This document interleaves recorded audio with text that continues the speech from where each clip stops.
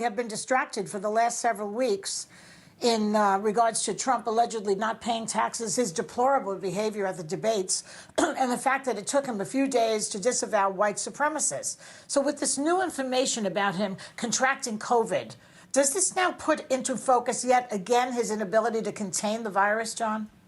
I think it absolutely does. I mean, the president was actually addressing the Al Smith dinner via video last night, and even as the news of Hope Hicks' diagnosis had broken, was talking about how he believed the pandemic was just about over.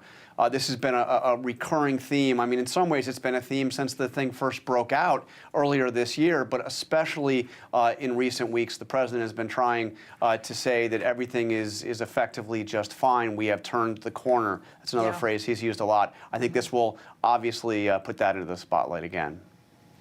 John, Right, that's not good. John, we're just a few weeks away from the election. In fact, in some states, voting has already begun.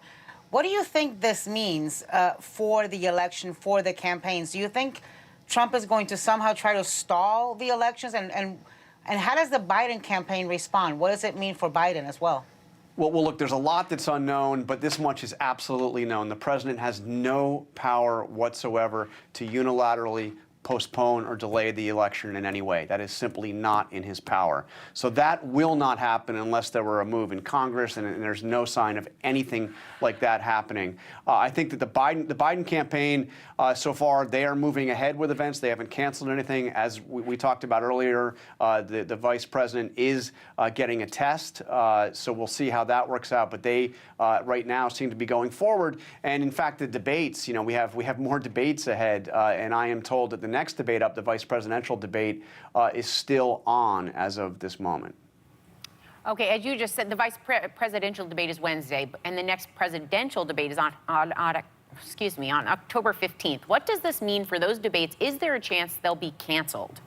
Well, I think that the presidential debates is a huge question on that. And by the way, Sarah, I think there was a question on that even before this news. You know, the Commission on Presidential Debates has said they absolutely will be making changes to how the debates are conducted to try to prevent the kind of train wreck that we saw in Cleveland from happening again. The Trump campaign made it absolutely clear that the president didn't want to go along with any changes whatsoever. It's saying you can't change the rules in the middle of the game. So I think there was already a question about whether the second and third presidential debates would be happening. Now, there absolutely is a question. You know, the president, CDC guidelines actually say if you test positive, that it would be 10 days after the onset of the virus before you could consider going back out into public again.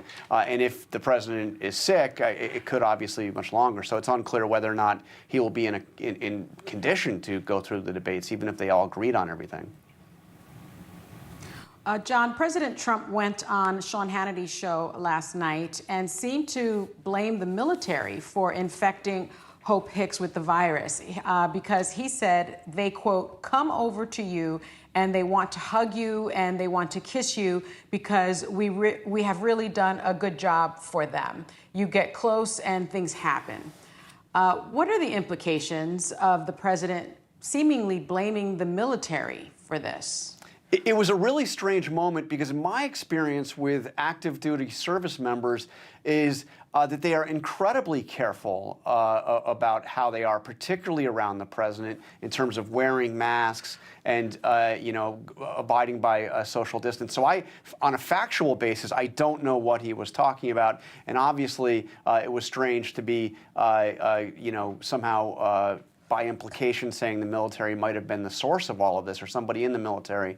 It was a very strange comment. I think what he was trying to say, perhaps, is that, you know, they're supposed to stay apart from people, but they want to go over and talk to, you know, their supporters. But it was weird the way he made it so specific about the military.